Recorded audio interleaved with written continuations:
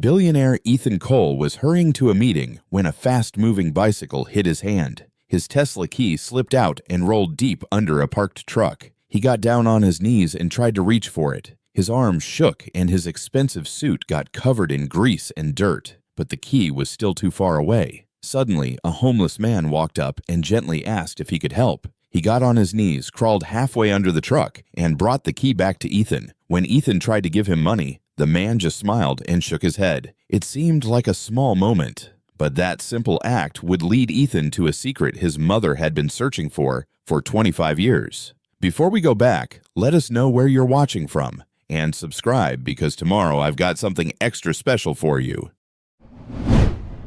The key hit the pavement with a sharp clink, bounced once against the tire, and disappeared beneath the UPS truck. Ethan Cole froze mid-step, his hand still extended where the key had been seconds ago. A bicycle courier had just blown past him, close enough that the wind displaced his perfectly styled hair. The rider didn't look back, didn't slow down, just kept pedaling through the morning traffic like nothing had happened. It was 9:30 a.m. on a Monday in downtown Manhattan. The morning sun cast long shadows between the glass towers, and the street was alive with the usual symphony of car horns and hurried footsteps. Ethan had just emerged from his company's building, a gleaming 40-story structure where his name occupied the top floor. At 40 years old, he'd built an empire in commercial real estate. The Tesla parked at the curb was just one small symbol of that success. But right now, none of that mattered. His car key was under a truck. Ethan glanced around, assessing his options. The truck driver had his seat reclined, a baseball cap pulled over his face, clearly on break. The building's security guard stood near the entrance, laughing loudly into his phone, completely absorbed in his conversation. A woman in a business suit walked past without even glancing his way, her heels clicking rapidly against the concrete. He crouched down, peering under the truck. The key lay there in the shadows, just visible in the dim light beneath the chassis. It looked impossibly far. Ethan reached under, his arm stretching as far as it would go. The asphalt was rough and cold against his palm. He could feel the grit collecting on the sleeve of his $1,500 suit. His fingers stretched, grasping at air. The key sat just beyond reach, mocking him. He pushed further, his shoulder pressing against the truck's undercarriage, feeling the sharp edge of metal dig into his arm. Nothing. Still inches away. "Damn it," he muttered, pulling back. A streak of black grease now decorated his cuff, and his palm was scraped raw. This wasn't how Ethan Cole's mornings went. His life was scheduled, controlled, predictable. He had a meeting with Japanese investors in 30 minutes. The most important meeting of the quarter, millions of dollars hung in the balance. And he was stuck here, unable to retrieve his own damn car key. He looked around again, more desperately this time. The security guard was still on his phone, now turning away to walk back toward the building entrance. The truck driver hadn't moved. A businessman walked past, saw Ethan crouched by the truck, and quickly averted his eyes as if witnessing something embarrassing. "Excuse me," Ethan called out to him. "Could you help me for just a—" The man waved him off without stopping.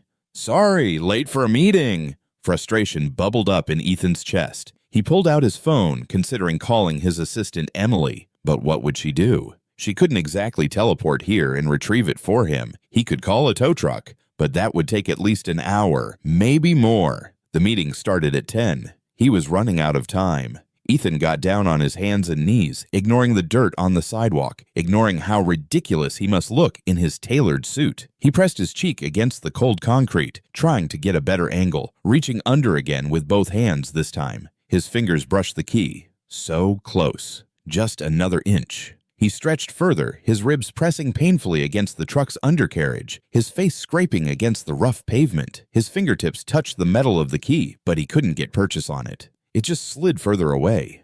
"Come on," he hissed through gritted teeth, his arm aching from the awkward angle. A couple walked past, the woman glancing down at him with a mixture of pity and amusement. Neither offered to help. Ethan pulled back, sitting on his heels, breathing hard. His suit was filthy now. Grease on the sleeve, dirt on the knees, a tear forming in the fabric at his shoulder. His hands were black with grime. His hair, previously perfect, now hung in his eyes. He felt utterly, completely powerless. Here he was, a man who commanded boardrooms, who made decisions affecting hundreds of employees, who had more money than most people would see in a lifetime. And he couldn't retrieve a simple key from under a truck. He looked at his watch. 9:44 a.m. 16 minutes until the meeting. Even if he got the key right now, he'd barely make it, and he was nowhere close to getting it. The irony wasn't lost on him. He'd spent his entire adult life building walls of success, insulating himself from the helplessness he'd felt as a child. And here it was again, that same crushing sense of being trapped, unable to fix a simple problem. "Need some help there, sir?" A voice, quiet, almost apologetic, broke through his spiral of frustration. Ethan looked up sharply. An older man stood a few feet away, watching him with concerned eyes. Maybe 60, maybe older. It was hard to tell beneath the weathered features and the grime. He wore a coat that had seen better years, probably better decades. The fabric was worn thin at the elbows, and the color had faded to an indeterminate gray-brown. His face was lined with the kind of wrinkles that came from sleeping rough and worrying often. But his eyes were surprisingly gentle. Ethan recognized him vaguely. He'd seen him just minutes ago, getting yelled at by a middle-aged woman who'd been waving him away from her storefront. "Don't stand here ruining the view," she'd snapped. "You're bad for business." Now this same man, this homeless man, was offering to help him. Ethan started, then stopped. Pride warred with desperation. He didn't want to accept help from a homeless person. What would people think? But then again, what choice did he have? "My key. It's under there. I can't reach it." The man nodded slowly, as if this were a perfectly normal situation.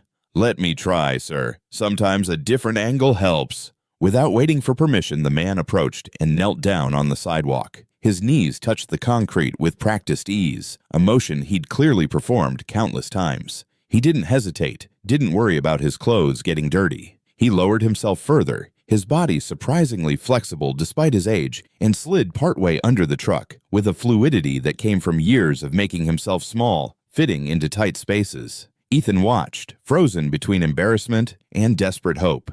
The man's arm disappeared under the truck, reaching further than Ethan had been able to manage. His body was thinner, his frame more compact. He could get lower, reach deeper. "I see it," the man murmured, his voice slightly muffled.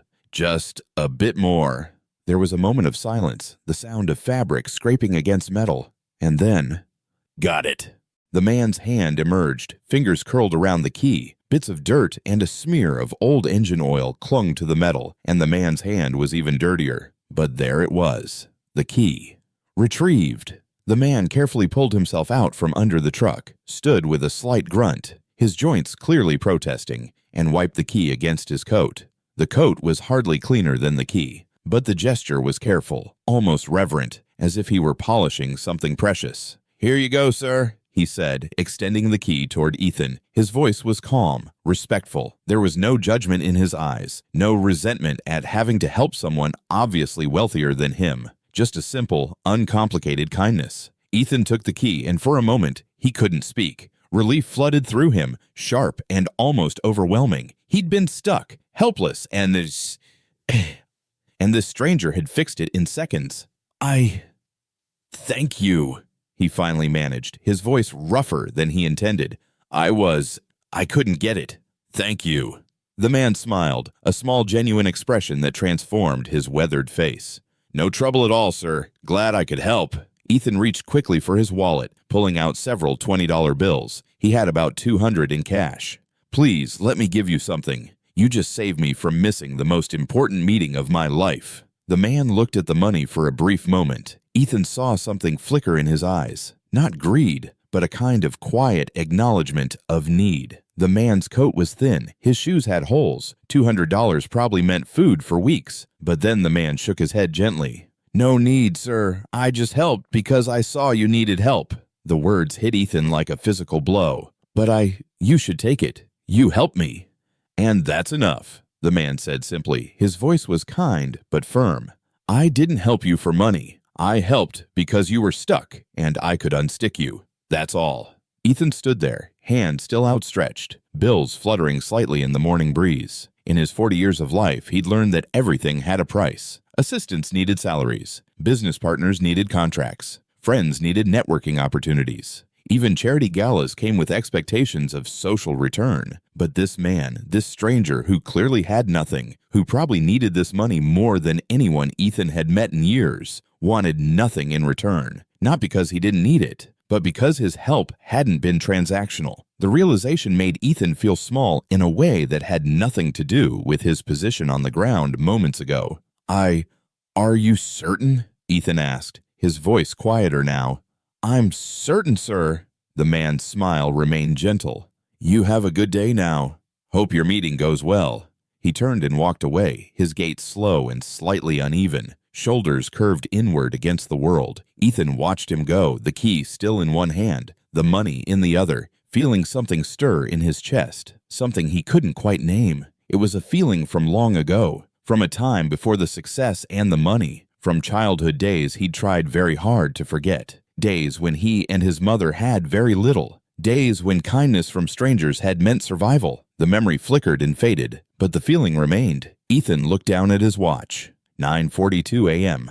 The meeting was in 18 minutes. He should get in the car, drive to the office, focus on the deal. The Japanese investors had flown in specifically for this. Millions of dollars hung in the balance. But instead, Ethan found himself still standing there, watching the man's retreating figure disappear around the corner. The sound came from down the street, a man's voice, loud and aggressive. "No money? Then don't beg. Get out of here." Ethan's head snapped toward the noise. The homeless man had stopped at a newsstand, and a heavy-set man in a cheap suit was towering over him, a Starbucks cup in one hand, his face red with irritation. Samuel's voice was quiet in response, barely audible from where Ethan stood. "Sir, I just wanted to ask if you could spare a few dollars for food. I haven't eaten since yesterday morning."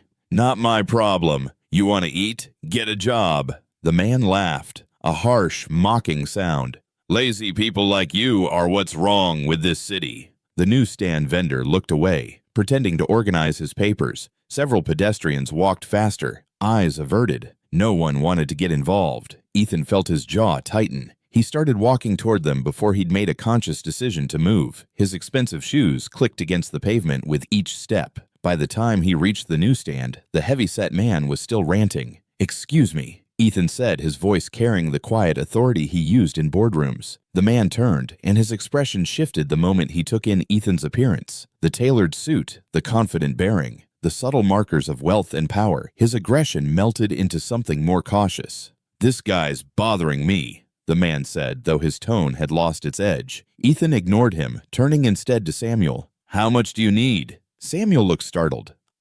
Sir, just $5 or $6 would be enough.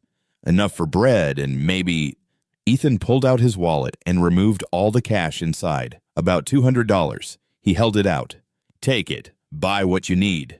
Samuel stared at the money as if it might disappear if he blinked. His hands trembled as he reached for it. "Sir, this is too much. I can't possibly—" "Take it," Ethan repeated, his voice gentler but firm. Slowly, carefully, Samuel accepted the bills. His fingers, rough and marked with old scars, folded the money with reverent care.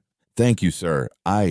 Thank you." Ethan nodded and turned away. The heavy-set man had already disappeared into the crowd. The newsstand vendor was suddenly very interested in selling a paper to someone else. Ethan walked back to his car, his hand on the door handle, when something made him glance back. Samuel stood there, looking at the money in his hands with an expression of disbelief. Then, instead of heading toward the nearest store, he did something unexpected. He walked toward an elderly woman sitting on a bus stop bench. Ethan's hand remained on the door handle, but he didn't open it. He watched. The woman, she must have been in her 70s, sat hunched over, her hands clasped tightly in her lap. She wore a thin cardigan despite the cool morning air, and her face was creased with worry. Samuel approached her with the same gentle manner he'd shown Ethan. "Ma'am, you look troubled. Is something wrong?" The woman looked up, her eyes red-rimmed. I forgot my wallet at home. I have a doctor's appointment at 10 o'clock. I've been waiting for this appointment for 2 weeks, but without money, they won't let me in." Her voice cracked. Ethan watched as Samuel carefully unfolded the stack of bills, the money Ethan had just given him, and split it in half. $100 went into the woman's trembling hands. "Take this, ma'am. Your health is more important than anything." The woman, Mildred Hayes, though Ethan didn't know her name, clutched Samuel's hand. "You! Who are you? Why would you—" "It's okay, ma'am. Please go to your appointment. Don't worry about the money." Mrs. Hayes's hands shook as she gripped the bills, tears streaming down her weathered face. God bless you. God bless you, son. Ethan stood beside his car, one hand still on the door, the other holding his phone. He looked at his watch. 9:51. 9 minutes until the meeting. 9 minutes to drive 6 blocks in New York traffic. He thought about the Japanese investors, about the deal that could expand his company into the Asian market, about the months of negotiation that had led to this morning. Then he thought about the man who'd just given away half of everything he had. Ethan pulled out his phone and called his assistant. Emily. Good morning, Mr. Cole. I'm in the conference room setting up for the... Cancel the 10 o'clock meeting. There was a pause. I'm sorry, what? Cancel it. Reschedule for this afternoon. But sir, they flew in from Tokyo specifically for this morning. Mr. Tanaka was very clear about his schedule. I know, Emily. Tell them something urgent came up. Apologize profusely. Offer them lunch at Per Se, my treat. Reschedule for 3 p.m. Sir, is everything all right? Everything's fine, just do it, please. Yes, sir. Ethan ended the call and slipped the phone into his pocket. For a moment, he just stood there, keys in hand, staring at the Tesla that represented a tiny fraction of his wealth. Then he locked the car and started walking. Samuel had moved away from Mrs. Hayes, who was now hurrying toward the bus that had just pulled up, clutching her money like a lifeline. Samuel walked slowly, his shoulders still carrying that habitual curve, his gait unhurried. He held the remaining $100 carefully, as if it were made of glass. Ethan followed, keeping about 20 yards back. He'd never done anything like this in his life. A CEO of a billion-dollar company, shadowing a homeless man through the streets of New York. But he couldn't stop. Something about Samuel Reed, though Ethan still didn't know his name, had caught hold of him, like a hook embedded deep. He needed to understand, needed to know what kind of man helped a stranger who'd just yelled at him. What kind of man gave away half of everything he had without hesitation? Samuel turned a corner, and Ethan followed, staying far enough back to avoid detection, close enough to keep him in sight. They passed a coffee shop, a dry cleaner, a small park where an old man was feeding pigeons. Finally, Samuel stopped in front of a 7-Eleven convenience store. He stood outside for a moment, looking through the glass door, his hand in his pocket where he'd put the money. Then, with what seemed like resolution, he went inside. Ethan positioned himself near the window, pretending to look at his phone while watching through the glass. Inside, Samuel stood before the bread aisle, his hand hovering over the cheapest loaf on the shelf. White bread marked down because it was a day from expiration. He picked it up gently, as if even this small luxury required careful consideration. Then Samuel's attention shifted to the checkout counter, where a young woman stood with a small child in her arms. And Ethan leaned closer to the window because something was happening. The child was crying, soft, whimpering sounds that every parent recognizes as the precursor to a full meltdown. Shh, baby, shh. The young mother, Anna Rivers, whispered, bouncing the 4-year-old gently. Mommy's getting medicine. You'll feel better soon.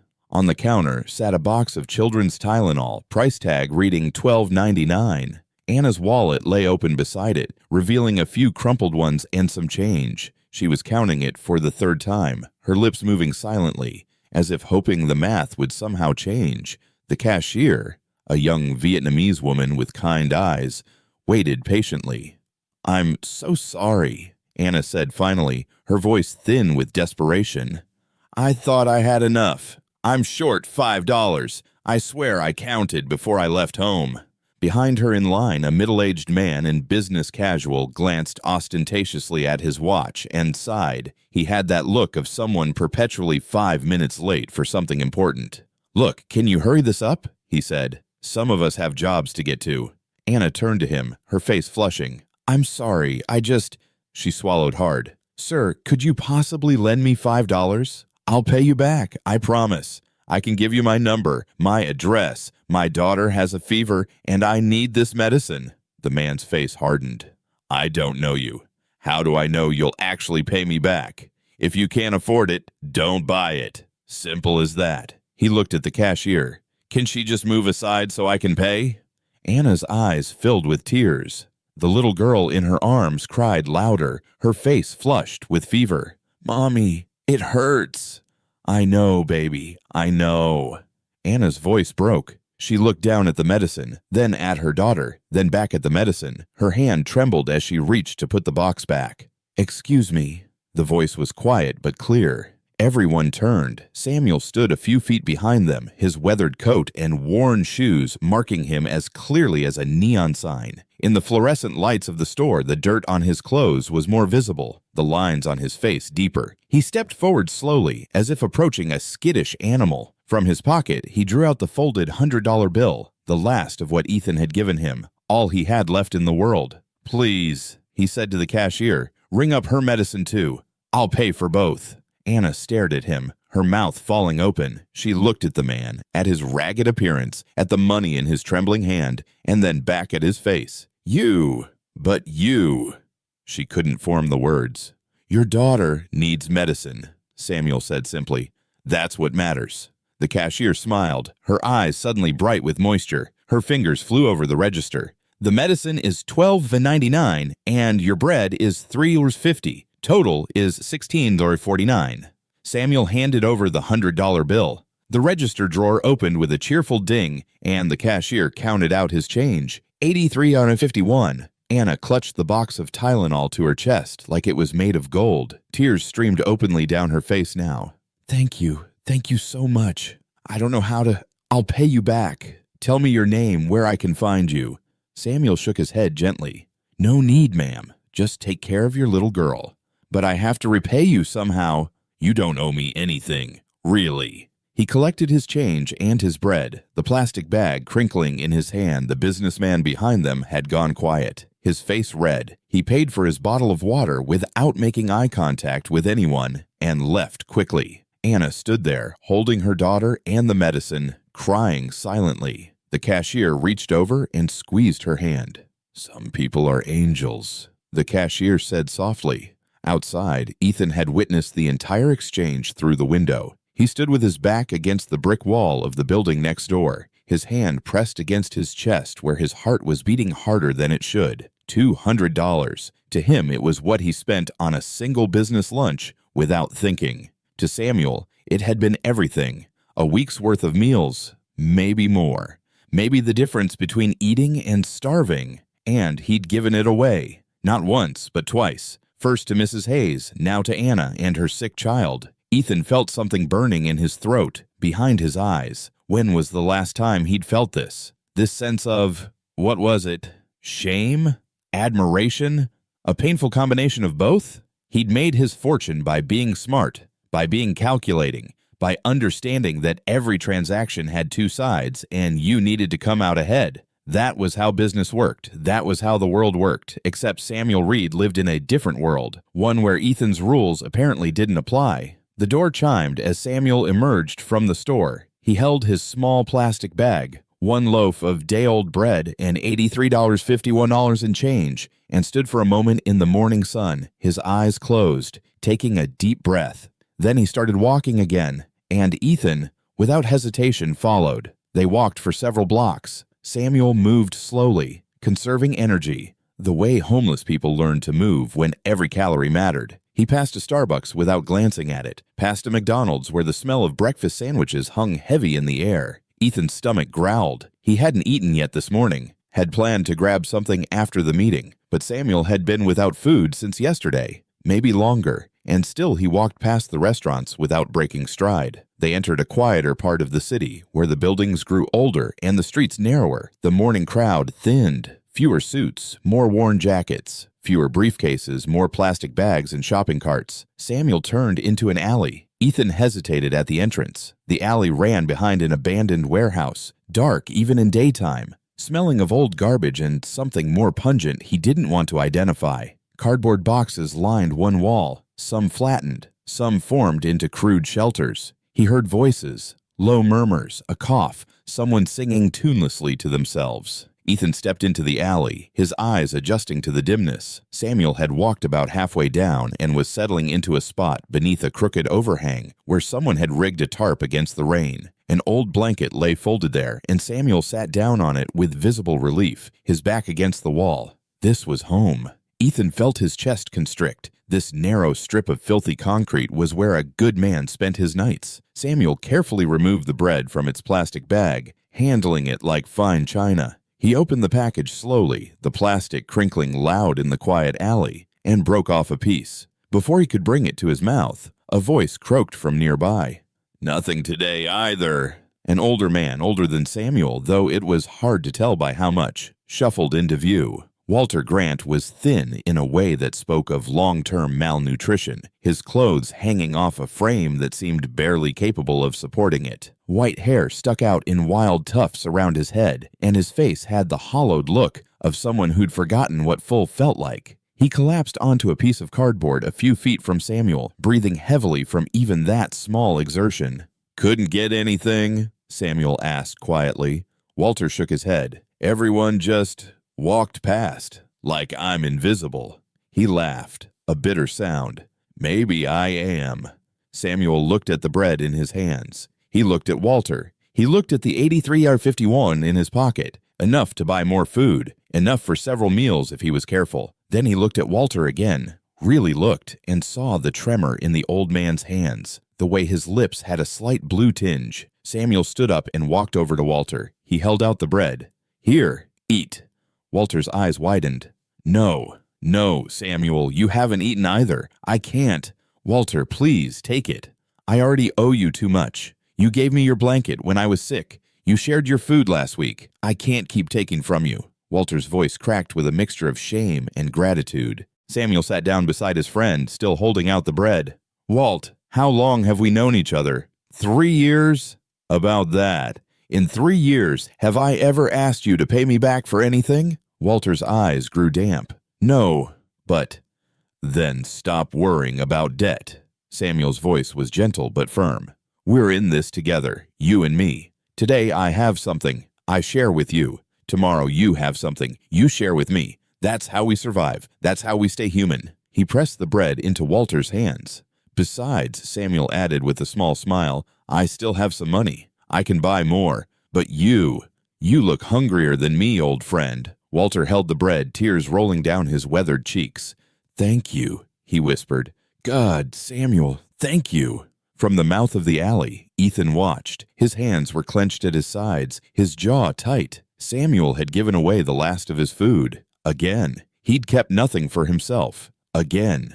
It was irrational. It was impractical. It went against every principle of self-preservation, and it was the most beautiful thing Ethan had ever seen. Before he could stop himself, before he could think better of it, Ethan walked into the alley. His footsteps echoed off the walls, loud and foreign in this place. Samuel and Walter both looked up, startled. A man in a $3,000 suit didn't belong here, and they both knew it. Samuel stood slowly, recognition dawning in his eyes. You're the man from this morning." "I am," Ethan said. His voice sounded strange to his own ears, rougher than usual, strained. "I followed you." "Why?" Samuel asked. Not accusatory, just genuinely confused. Ethan opened his mouth, closed it. "How did you explain something you barely understood yourself?" "I needed to know," he finally said. "This morning I gave you $200. You needed food, but you gave it all away. Twice. And just now, you gave away the last food you had." He gestured at the bread in Walter's hands. "Why? Why would you do that?" Samuel looked at him for a long moment, those gentle eyes seeming to see more than Ethan wanted to reveal. "Sir," Samuel said quietly, "would you like to sit down? This might take a while to explain." Samuel sat back down on his blanket and gestured to a relatively clean spot beside him. Ethan stared at it for a moment, at the dirty concrete, at the questionable stains, and thought about his suit. Then he thought about what he'd just witnessed and sat down anyway. The concrete was hard and cold even through the expensive fabric. Ethan could smell the alley now that he was in it, garbage and urine and unwashed humanity. But Samuel's presence beside him carried something else, something that cut through the unpleasantness, dignity maybe, or grace. "You asked me why I give things away." Samuel began, his voice quiet and measured. "Let me tell you a story, sir. About 10 years ago, I had a life that looked a lot different than this." Walter had moved closer, eating the bread slowly, savoring each bite while listening to a story he'd probably heard before. "I had a family," Samuel continued. "A wife, a daughter. I had a job, nothing fancy, but steady. I managed a small hardware store. We had a house, a car, nothing extravagant, but we were comfortable. Happy, I thought." He paused, staring at his hands, weathered, calloused. with dirt permanently embedded in the creases. Then the economy crashed. 2008. You remember? Ethan nodded. He'd made a fortune in those years buying up distressed properties. The thought made him feel slightly sick now. The store closed. I looked for work, but I was 50 years old, and suddenly there were 100 younger, cheaper people competing for every job. Our savings lasted 6 months. Then we lost the house. Samuel's voice remained steady, factual, as if he were recounting someone else's life. My wife, she couldn't handle it. The shame of it. She left, took our daughter, told me she'd come back when I got my life together. Did she? Ethan asked quietly. No. Last I heard, about 5 years ago, she'd remarried. Someone with a stable job, a house in the suburbs. Our daughter, she was in college. She wrote me one letter, said she'd forgiven me, but thought it was best if we didn't have contact. Too painful for everyone. He smiled, but it was the saddest smile Ethan had ever seen. She was probably right. Walter had finished his bread and was listening with his eyes closed, as if the story were a prayer. So I ended up here, Samuel said, gesturing at the alley. Sleeping in doorways, under bridges, wherever I could find a spot. And at first I wanted to die. I'd lie awake at night thinking about ways to do it. Quick, painless. Just end the shame and the hunger and the cold. Ethan felt his throat tighten. But then something happened. A woman, an old flower seller, she saw me one day. I was sitting outside her shop, and instead of chasing me away, she brought me a bunch of flowers that hadn't sold. These will just wilt overnight anyway, she said. Maybe you can sell them, make a few dollars. Samuel's eyes grew distant with memory. I tried to sell them, but I was too ashamed to really push. By evening, I still had them all. I was walking past a hospital and saw a man coming out, crying. His wife had just died. I don't know why, but I gave him the flowers. Told him I was sorry for his loss. He looked at me, really looked at me like I was a person, not just a homeless man, and said, "Thank you." She loved flowers. That man, Samuel continued, came back the next day, found me in the same spot, brought me food, a warm coat, said his wife always believed in helping others, and doing this made him feel close to her again. He kept coming back for months, always with something, food, clothes, medicine when I was sick. He saved my life, that man. Ethan listened, barely breathing. And there were others. A baker who gave me day-old bread every morning. A college student who brought me blankets in winter. A nurse who treated my infections for free. None of them were rich. Most of them were barely getting by themselves. But they gave anyway. And I survived because of them. Samuel turned to look directly at Ethan, and his eyes held a depth of understanding that made Ethan feel suddenly young and naive. They taught me something, sir. They taught me that giving isn't about having plenty. It's about seeing someone who needs what you have, even if you don't have much. Because sometimes, his voice grew softer, sometimes the person who has almost nothing can give more than the person who has everything, because they understand what it means to need. But you're hungry, Ethan said, and he was surprised by how rough his voice sounded. You gave away your last food. What if no one gives you anything today? What if you don't eat? Samuel shrugged slightly. Then I don't eat today. I've gone hungry before. I'll go hungry again. But that little girl, Anna's daughter, she got her medicine. Mrs. Hayes made her doctor's appointment. Walter has food in his stomach. Those things happened because I gave what I had. And that, he paused, searching for words, that means something. That matters. You could have kept it, Ethan pressed. You could have eaten, saved the rest for tomorrow, for emergencies.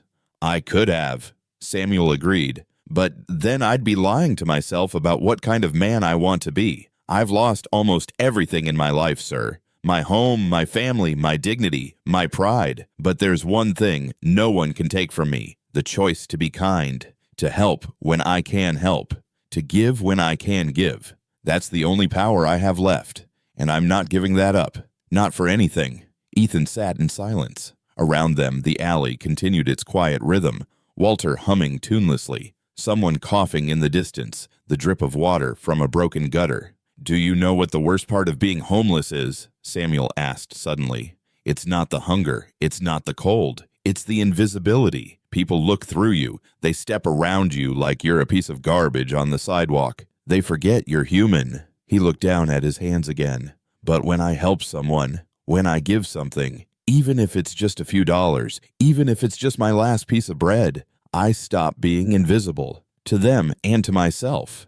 I matter again just for a moment. I'm not just a homeless man. I'm a person who made a difference. Ethan felt something wet on his cheek and realized with shock that he was crying. At 40 years old, a CEO who'd trained himself never to show weakness, he was sitting in a filthy alley crying. "I'm sorry," he managed. "I don't know why I—" "It's okay," Samuel said gently. "Sometimes we need to cry. Means you're still human, still alive inside." Walter nodded sagely, as if this were profound wisdom. "Sir," Samuel said after a moment, "can I ask why you followed me? Why this matters to you?" Ethan wiped his eyes roughly. "Because I've spent 20 years building a company, making money, accumulating things. And this morning, a man with nothing taught me something about generosity that I'd completely forgotten, if I'd ever known it in the first place." He stood up, brushing off his suit uselessly. It was already filthy. "Next time I come out," Ethan said, his voice steadier now, "I'll bring more cash, so you can buy something for yourself." Samuel smiled up at him. "That's kind of you, sir, but don't do it out of pity. Do it because you believe in what I'm trying to do here. Believe that kindness matters, that we're all connected, that helping each other is what makes us human." Ethan nodded, not trusting his voice. He was about to leave when a woman's voice called out from the alley entrance. "Samuel! Samuel, are you there?" A woman appeared, mid-30s, wearing the uniform of a grocery store employee, her face lit with a smile. She carried a paper bag. "Lily!" Samuel stood, genuine pleasure in his voice. Lily Carter hurried over, slightly out of breath. "I've been looking for you. The store had extra sandwiches and salads today. Past the sell date, but still perfectly good. I thought of you immediately." She handed him the bag, which was pleasantly heavy. "There's enough here for a couple of days, I think." Samuel accepted the bag with both hands, his eyes bright with moisture. "Lily, you didn't have to—" "Are you kidding?" She gripped his arm affectionately. "Samuel, last month when my mom got sick and I didn't have money for her medicine, you gave me $40. That was all you had. You probably don't even remember, but I do. I'll never forget it." "I remember," Samuel said softly. "Then let me do this. It's not nearly enough to repay you, but it's something." She noticed Ethan and Walter for the first time, gave them a friendly nod, then turned back to Samuel. "I have to get back to work, but I'll check on you later this week, okay?" "Thank you, Lily. Truly." She squeezed his hand once more and left, her footsteps echoing down the alley. Samuel turned to Ethan, holding up the bag with a gentle, knowing smile. "See?" he said simply.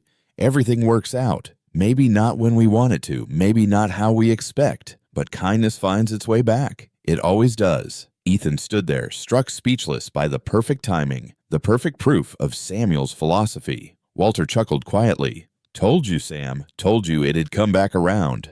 "You did, Walt. You were right." Ethan looked at Samuel, at this man who had nothing but gave everything, who'd lost his family but kept his faith, who slept in alleys but lived with more grace than anyone Ethan had ever met in boardrooms or country clubs.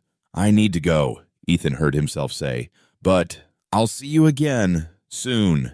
"You're always welcome here, sir," Samuel said. "What's your name, if you don't mind me asking?" Ethan Cole." "Well, Mr. Cole, thank you for listening to an old man ramble. Not many people take the time.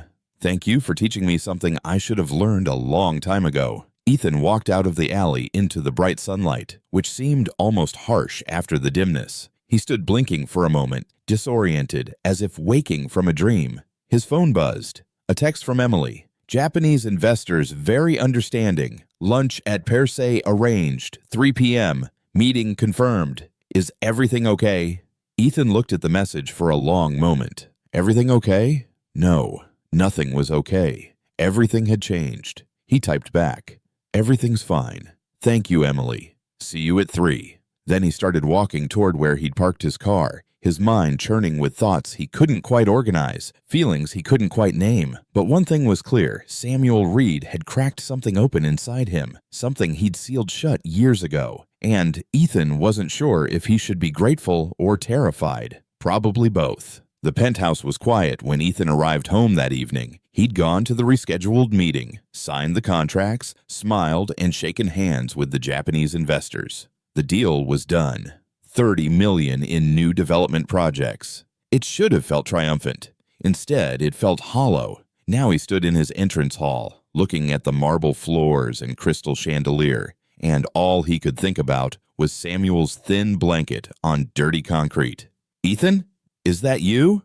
His mother's voice came from the living room. Ethan found her there, sitting in her favorite chair near the window, a book open in her lap. Helena Cole at 64 was elegant in a way that seemed effortless. Silver hair pulled back, simple but expensive clothes, the kind of beauty that came from bone structure and good character. "Hi, Mom."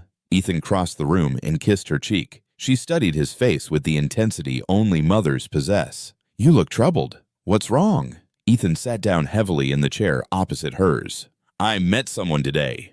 "Someone?" Helena's eyebrows rose slightly. "Someone special?" "Not like that." Ethan ran his hand through his hair. "A homeless man." He told her everything. The dropped key, Samuel's help, the refusal of money, his decision to follow, the giving away of everything, the conversation in the alley, the philosophy of kindness, Lily's perfect timing. Helena listened without interrupting. Her hands folded in her lap, her expression unreadable. But as Ethan spoke, her eyes grew brighter, shinier. "And the thing is," Ethan continued, "he has nothing, Mom. He sleeps in an alley. He goes hungry. He lost his family, his home, everything.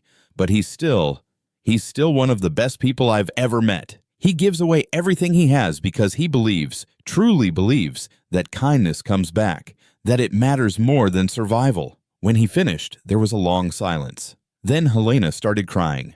Not quiet tears, but deep, shaking sobs that seemed to come from somewhere profound and painful. She covered her face with her hands, her shoulders trembling. "Mom!" Ethan jumped up, alarmed. He'd rarely seen his mother cry, and never like this. "What's wrong? What did I say?" She shook her head, unable to speak for a moment. Ethan knelt beside her chair, his hand on her arm, completely at a loss. Finally, Helena lowered her hands. Her face was wet, her eyes red, but there was something else in her expression, something like recognition, like memory brought painfully to life. "I know him," she whispered. "Or, I think I do." "What? How could you possibly—" 25 years ago," Helena interrupted, her voice shaking. "Before you have any real memories. I was pregnant with you. Your father—" She stopped, swallowed hard. "Your father left us. Left me. When I was 7 months pregnant, he told me he'd made a mistake, that he wasn't ready for a family. He disappeared and left me with $50,000 in debt. Gambling debts I knew nothing about." Ethan felt his world tilt. "Mom, I knew Dad left, but I didn't know about the debt."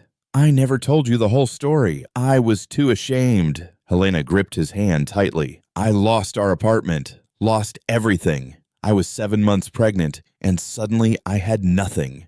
No family to turn to. My parents had disowned me for marrying your father in the first place. No friends with money to help. Nothing." Her voice dropped to barely a whisper. "I slept in parks, Ethan. I ate from trash cans. I was so desperate, so scared. I thought about ending it, ending both of us. I stood on a bridge one night, thinking how easy it would be." "Mom," Ethan's voice cracked. "But I didn't. And a few days later, I met someone, a man."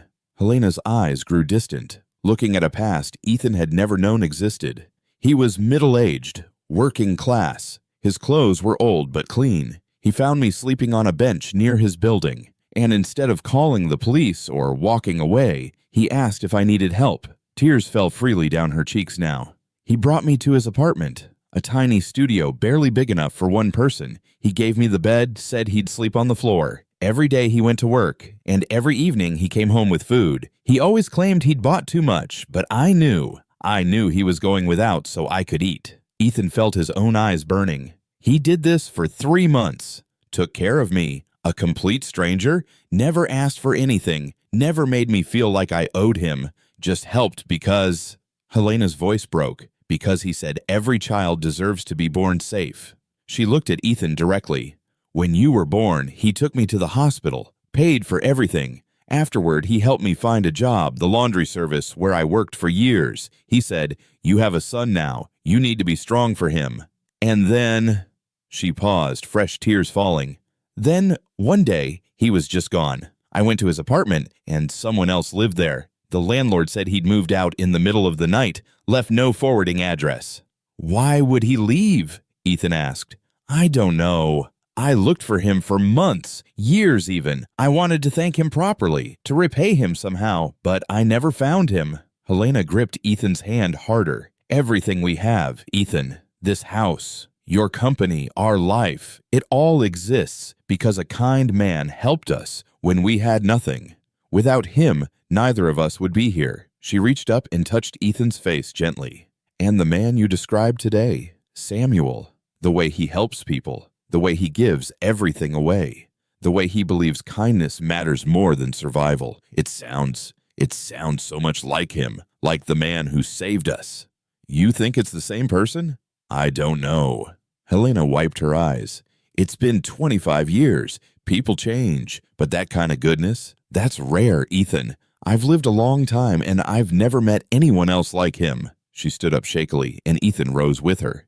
"If there's even a chance it's him," Helena said, her voice stronger now, "we have to find him. We have to help him. We owe him everything." Ethan pulled his mother into a hug, and they stood there in the expensive living room, both crying for different reasons that were somehow the same. "We'll help him, Mom," Ethan promised. "Whether it's the same man or not, Samuel deserves better than an alley. We'll figure something out." Helena nodded against his shoulder. "Thank you, sweetheart. Thank you."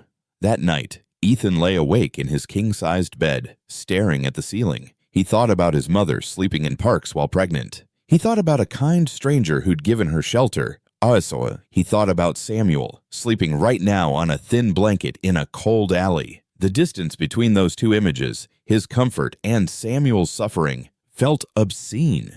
Somewhere around 2 a.m., Ethan made a decision. Tomorrow, he would do something. He didn't know exactly what yet, but something. Because Samuel was right about one thing. The only power any of them really had was the choice to be kind. And Ethan was done pretending that power didn't matter. He finally fell asleep as the sky began to lighten, and for the first time in years, he dreamed about being a child, safe in his mother's arms, while a stranger with gentle eyes watched over them both. Ethan woke at 5 a.m. to find his mother already in the kitchen. She sat at the breakfast table with a cup of tea growing cold in front of her, staring out at the garden as dawn broke over the city. She'd clearly been there a while. "Couldn't sleep?" Ethan asked, pouring himself coffee. "Kept thinking about him," Helena admitted. "About both of them, the man from my past and Samuel. Wondering if they're the same person. Wondering what his life has been like all these years." She looked up at Ethan. "How do we help him, Ethan? We can't just give him money. He'd give it all away to someone else, just like he did with yours." "I know." Ethan sat down across from her. "I've been thinking about that too." They sat in comfortable silence for a moment, the kind of silence only possible between people who know each other deeply. The kitchen door swung open, and Martin, their butler, entered. "Good morning, sir, ma'am. Shall I prepare breakfast?" "Please," Helena said. "And Martin, make extra, would you? More than we'll eat." Martin's eyebrows rose slightly, but he nodded. "Of course, ma'am. Any preferences?" "Whatever's easiest. Scrambled eggs, bacon, toast. Enough for, 4 or 5 people." After Martin left, Ethan smiled at his mother. "You're already planning, aren't you?" "The dinner party you hosted last night," Helena said. "All that leftover food. Martin was going to throw it out. I saw him preparing to, and I thought, that's perfectly good food. Food that Samuel and his friends could use. So we take it to them." "We take it to them," Helena confirmed. "It's a start, not a solution, but a start." Martin returned with breakfast, and as promised, he'd made enough for a small army. Scrambled eggs, crispy bacon, buttered toast, fresh fruit. Ethan and Helena ate sparingly, leaving most of it untouched. "Martin," Ethan said as the butler began to clear, "don't dispose of any of this. Pack it up carefully. The leftover dinner from last night, too. All of it. And check the refrigerator. Anything that's going to expire in the next few days, pack that as well." Martin hesitated. "Sir, forgive me, but that's quite a lot of food. Where shall I—" We're taking it to some people who need it, Helena said gently. People who don't have enough to eat. Understanding dawned on Martin's weathered face, and he smiled, a rare, genuine expression. Very good, ma'am. I'll pack everything carefully. Sandwiches, salads, the roasted chicken from last night. And there are several loaves of bread that are still fresh. Perhaps some fruit as well? Yes, all of it, Ethan said. And Martin, thank you.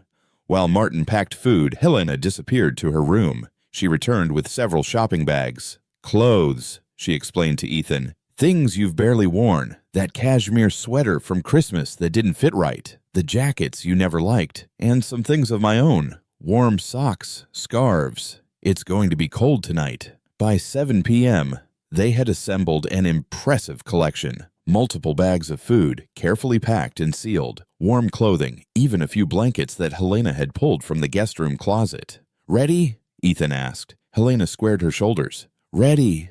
They loaded everything into Ethan's Mercedes. The Tesla seemed too flashy for this mission. As Ethan drove through the city, the landscape changed gradually. The clean, bright streets of the financial district gave way to older neighborhoods, buildings with cracked facades, fewer streetlights. Helena sat in the passenger seat, her hands clasped tightly in her lap.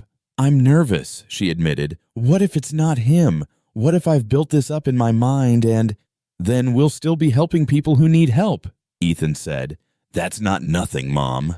They parked near the alley, and Ethan felt his heart rate pick up as they gathered the bags. It was fully dark now, and the alley entrance looked even more forbidding than it had that morning, but they walked in anyway, carrying their offerings. The alley was quieter at night. A small fire burned in a metal drum about halfway down, and several people huddled around it for warmth. Ethan recognized Samuel's silhouette immediately. Something about the curve of his shoulders, the way he held himself. Samuel and Walter sat close to the fire, hands extended toward the warmth. They both wore the same clothes as earlier, insufficient against the dropping temperature. Ethan and Helena's footsteps echoed against the walls. Everyone at the fire looked up, faces guarded and wary. Strange people in nice clothes didn't usually come here with good intentions. But then Samuel stood, recognition dawning on his face. Mr. Cole, what are you? We brought food, Ethan said, setting down his bags. And warm clothes. We thought you might need them. Samuel stared at the bags, then at Ethan and Helena, then back at the bags. His mouth opened, but no words came out. Walter struggled to his feet, his eyes wide. Is this real? It's real, Helena said softly. She was staring at Samuel with an intensity that made Ethan's breath catch. She moved closer to the fire, letting the light fall on Samuel's face more clearly. Samuel seemed to feel the weight of her gaze. He looked at her, really looked, and something flickered in his eyes. Confusion, then a spark of something else. Ma'am, he said uncertainly, have we met before? Helena's hands were shaking. I don't know. Maybe. A long time ago. She took a breath. Do you remember, 25 years ago, helping a young woman who was pregnant, giving her a place to stay? The fire crackled. Somewhere in the distance, a siren wailed. Samuel's eyes widened slowly. His mouth fell open. You can't be. My name is Helena, she whispered. Helena Cole. Back then, my last name was Mitchell. Samuel took a step back, his hand going to his chest. Helena Mitchell, the girl with the baby. You were so scared, and I had a spare room, and I couldn't just... He couldn't seem to finish sentences, his thoughts tumbling over themselves. You saved us, Helena said, tears streaming down her face. You saved me and my son, and I looked for you, Samuel. I looked everywhere. For years, I wanted to thank you. I wanted to repay you for your kindness. Samuel, Walter breathed, this is the woman you told me about, the one you helped? Samuel wasn't listening to Walter. Yeah, sorry. He was staring at Helena, his weathered face transformed by disbelief and wonder and something like joy. You're alive, he said hoarsely. You and the baby, the little boy, you're both alive. More than alive. Helena gestured to Ethan. This is him, Samuel. This is the baby you helped bring into the world. This is my son, Ethan. Samuel turned to look at Ethan, really look at him for the first time. The baby, he repeated numbly. You were so small. You fit in my two hands.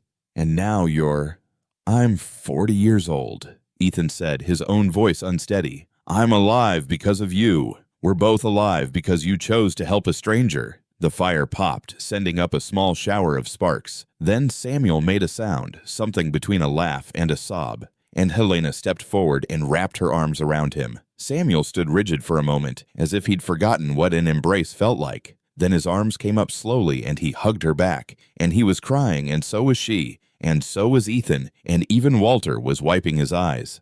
"I thought about you so often," Samuel said into Helena's shoulder. "Wondered if you were okay. If the baby was healthy, if you found your way. I prayed for you. Even after I lost everything, I prayed that you were happy."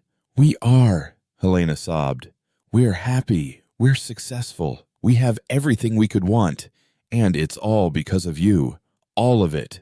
She pulled back to look at him, her hands on his shoulders. "But you," she said, her voice breaking. "You ended up here. Why? How?" Samuel wiped his eyes roughly. "Life happened.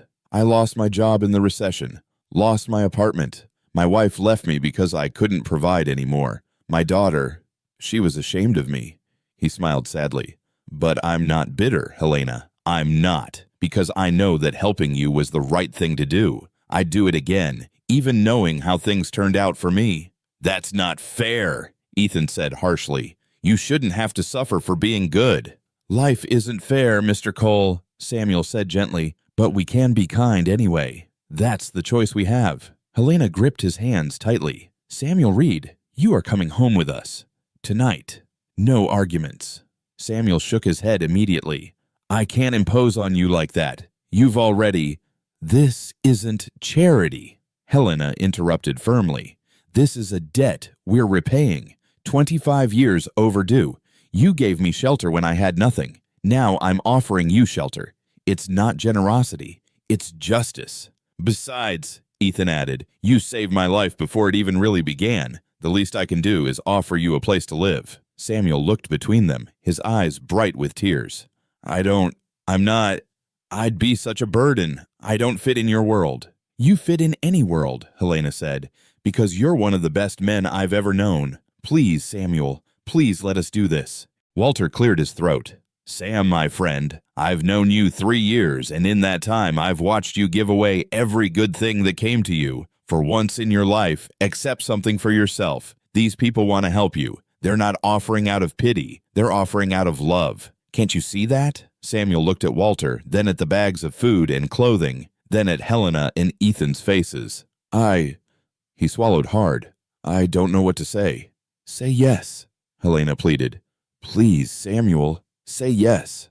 The fire crackled. The night air was cold. Samuel stood in his thin coat, tears on his cheeks, surrounded by the evidence of kindness returned. Finally, slowly, he nodded. "Yes," he whispered. "Yes, thank you. Yes."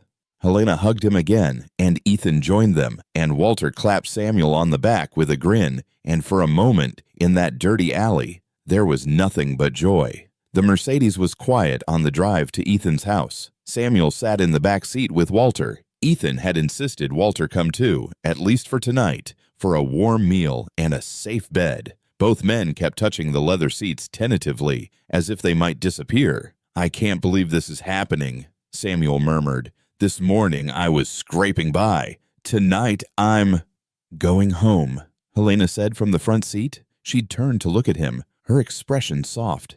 "You're going home, Samuel." When they pulled through the gates and up the long driveway, Walter made a small sound of astonishment. "This is where you live?"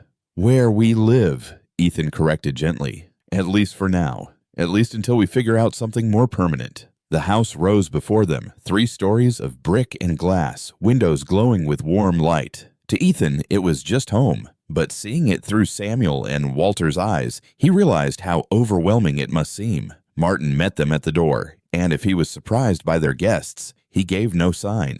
"Welcome home, sir, ma'am, and welcome to our guests." He inclined his head respectfully to Samuel and Walter. "Martin, this is Samuel Reed and Walter Grant," Helena said. "They'll be staying with us.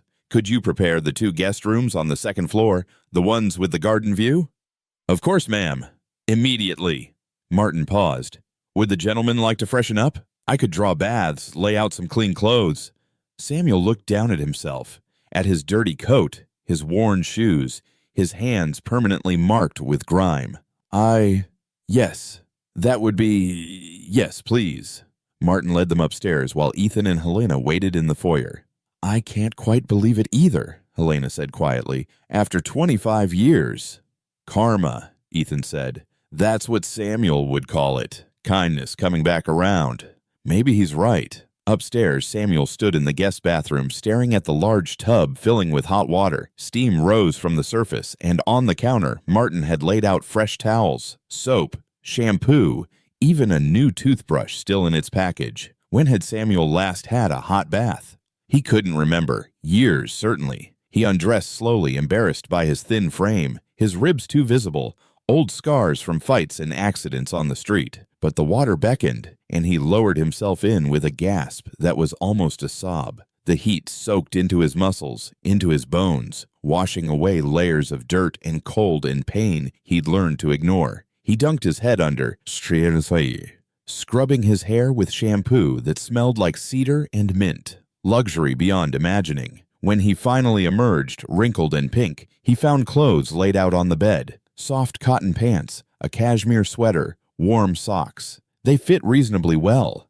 Ethan was broader than Samuel, but not by much. Samuel caught sight of himself in the mirror and barely recognized the man staring back. Clean, dressed in quality clothes, he looked almost respectable, almost normal. Down the hall, Walter was having a similar experience, weeping quietly in his bath. They met at the top of the stairs, both looking scrubbed and overwhelmed. Together, they descended to find Ethan and Helena waiting. Better? Helena asked, smiling. I feel human again, Samuel said. His voice was thick with emotion. You were always human, Helena said firmly. But now you're a clean, warm human. Come on, Martin has prepared dinner. The dining room table could seat 12, but tonight it was set for 4. The food was simple but abundant. Roasted chicken, mashed potatoes, green beans, fresh bread. To Samuel and Walter, it looked like a feast from a dream. They ate slowly at first, self-consciously, but Helena and Ethan kept the conversation flowing naturally, asking gentle questions about their lives, telling stories about their own. Gradually, Samuel and Walter relaxed. This chicken, Walter said at one point, is the best thing I've ever tasted. Martin is an excellent cook, Helena agreed. But I think maybe you've just been eating terrible food for too long. Walter laughed, a real laugh, surprised and delighted. That's probably true. After dinner, they moved to the living room. A fire crackled in the fireplace, and the sofas were deep and comfortable. Samuel sank into one with a sigh that seemed to come from his soul. I keep thinking I'm going to wake up, he said, that this is a dream and I'll be back in the alley. It's not a dream, Ethan assured him. You're here. You're safe. And tomorrow we'll figure out the next steps. But for tonight, just rest. I don't know how to repay this, Samuel said, looking between Helena and Ethan. You've given me so much. You gave us everything first, Helena said simply. Without you, Ethan wouldn't exist. I wouldn't have survived. This isn't repayment. It's impossible to repay what you did. This is just us trying to do a fraction of what you did for us. Samuel's eyes filled with tears again. I didn't do it for repayment.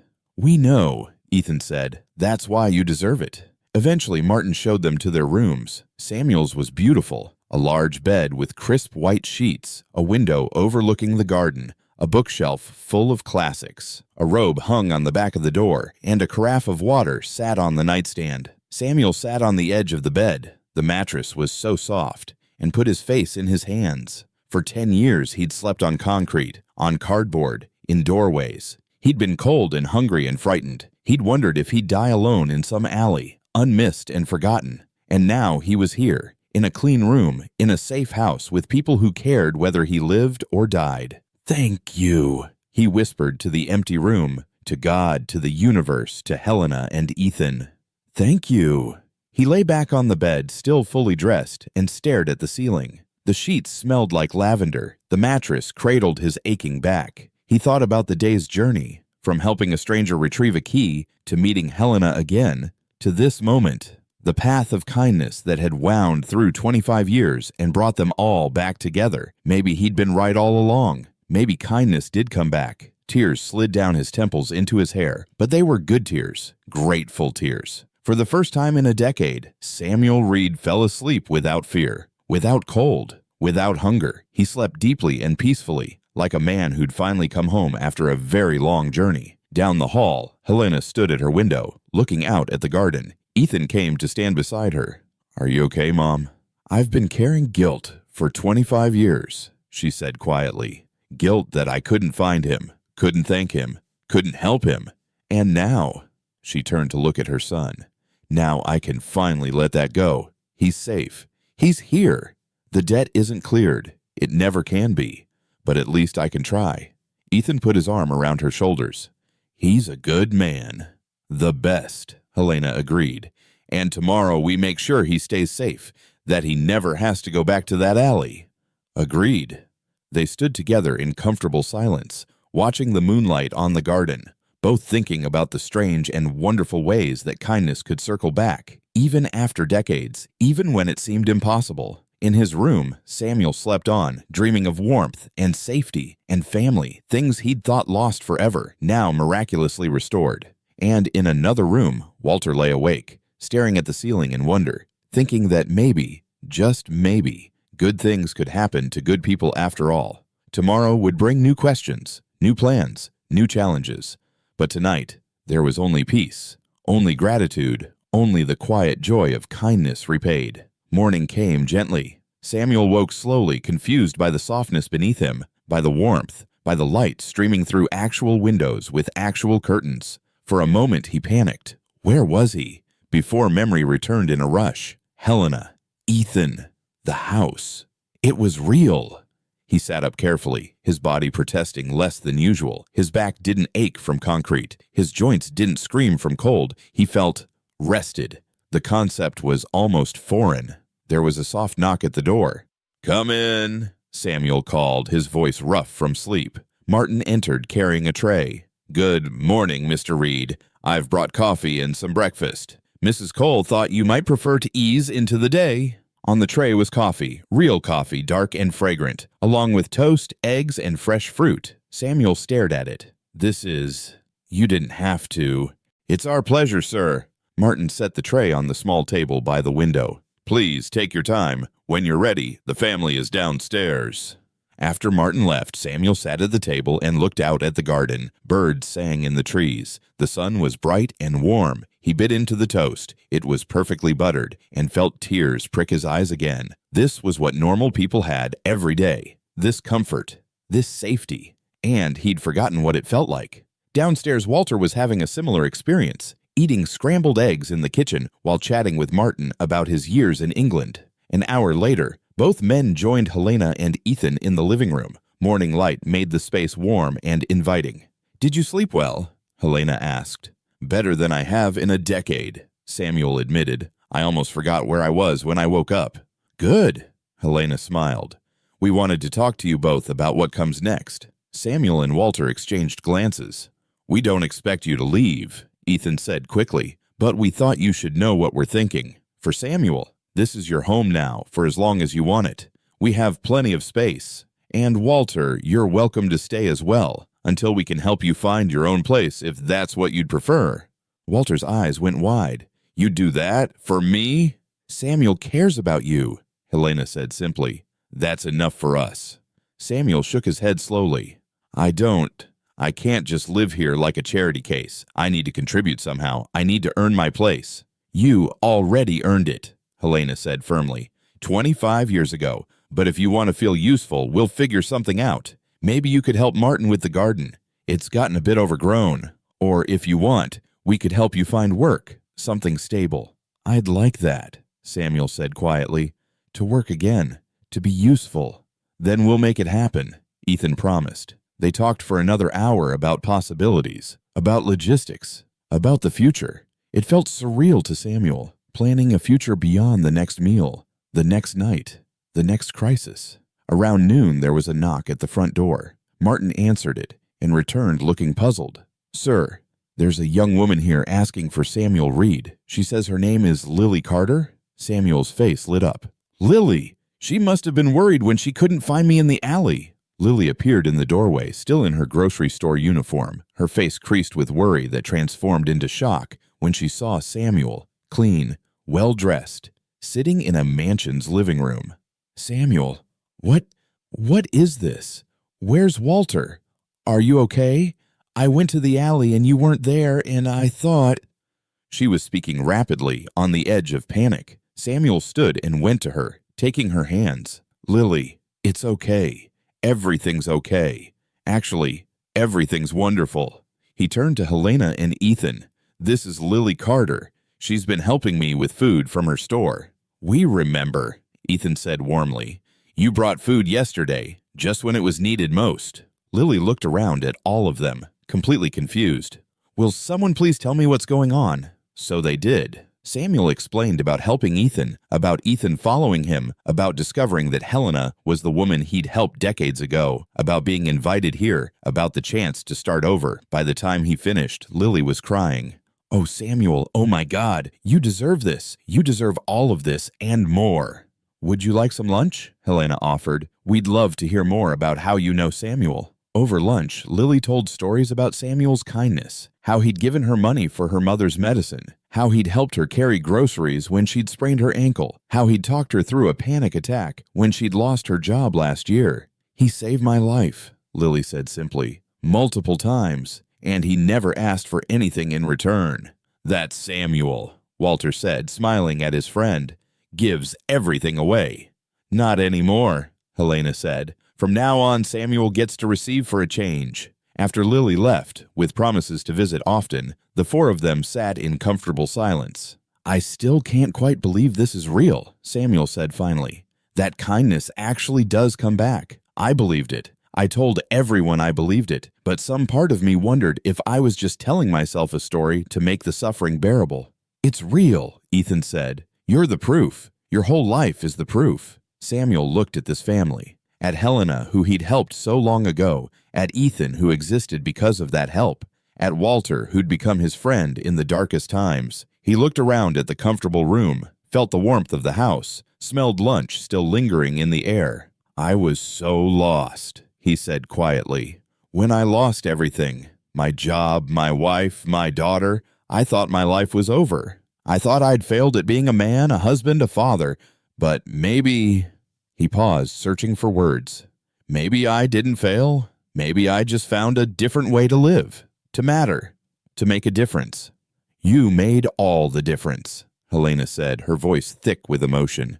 "To me, to Ethan, to everyone you've helped over the years. You've lived a life of meaning, Samuel. That's more than most people can say." Walter raised his water glass. "To Samuel Reed, the best man I know."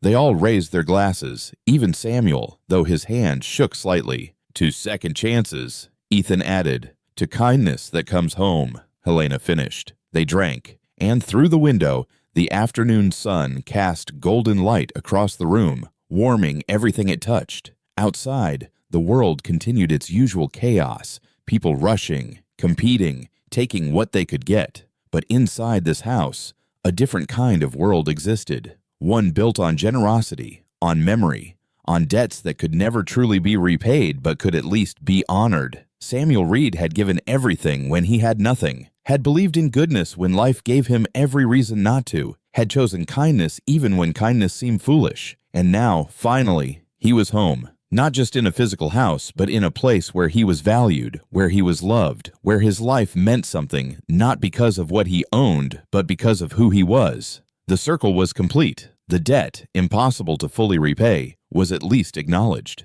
And a new chapter began, one where Samuel could finally rest, could finally receive instead of always giving, could finally know that his faith in humanity had not been misplaced. As evening approached and they moved to the living room for tea, Samuel looked around at these people who had become his family, and he smiled, a real smile, free and genuine and full of hope. 25 years ago, he'd helped a desperate young woman because it was the right thing to do.